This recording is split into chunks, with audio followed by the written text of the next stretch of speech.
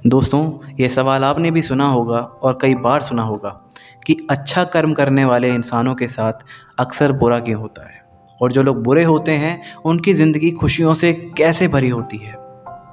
आखिर ये सवाल एकदम सही है और इसका जवाब भी हम लोग जानेंगे कि क्या सही मायने में अच्छे कर्म करने वालों को अच्छा फल नहीं मिलता। क्या कोई मायने नहीं है अच्छे कर्म करने के, पूजा पाठ करने के, दान धर्म करने के। तो दोस्तों चलिए शुरू करते हैं, लेकिन उससे पहले अगर आपने हमारे चैनल को सब्सक्राइब नहीं किया है तो अवश्य कर लें।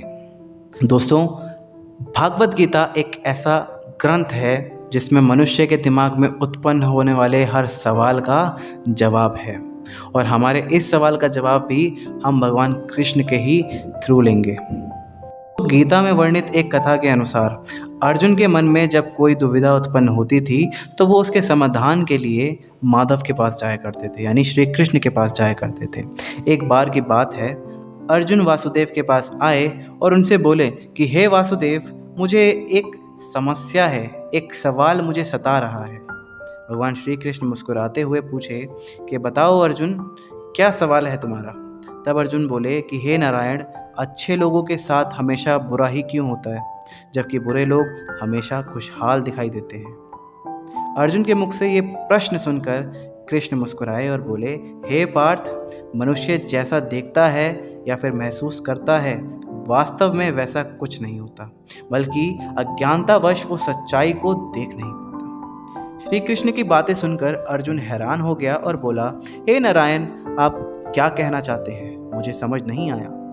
तब कृष्ण बोले, अब मैं तुम्हें एक कथा सुनाता हूँ जिसे जानने के बाद तुम समझ जाओगे कि हर एक प्राणी को उसके कर्म के अनुसार ही फल मिलता है।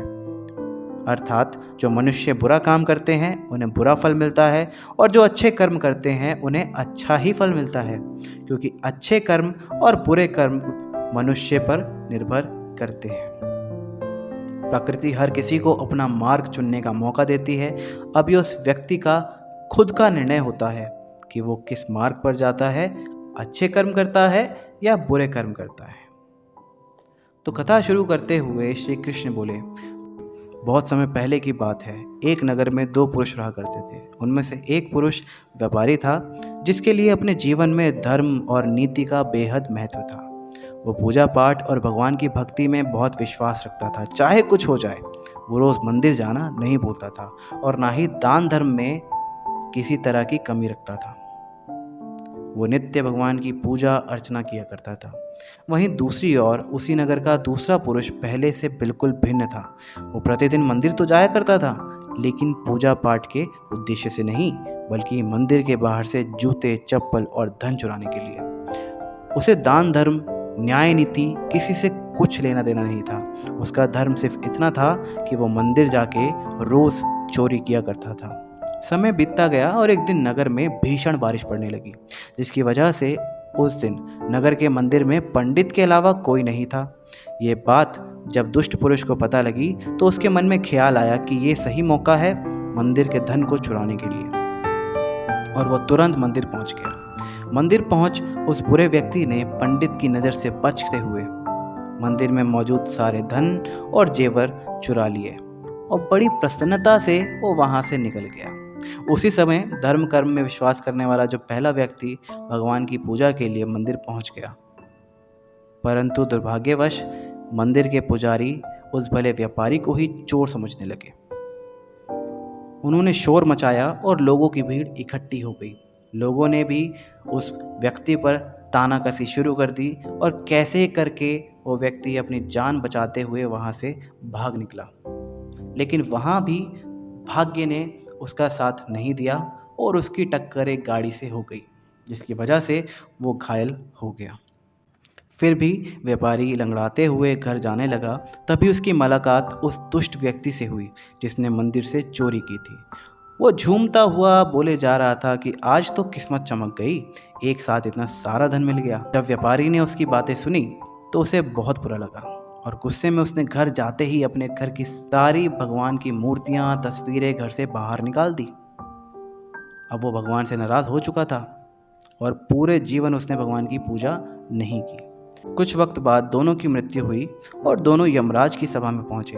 उस व्यापारी ने अपनी बगल में उस दुष्ट व्यक्ति को खड़ा देख यमराज से प्रश्न किया कि मैं तो हमेशा अच्छे कर्म करता था, पूजा पाठ दान धर्म में विश्वास करता था, जिसके बदले मुझे जीवन भर कष्ट और अपमान ही मिले।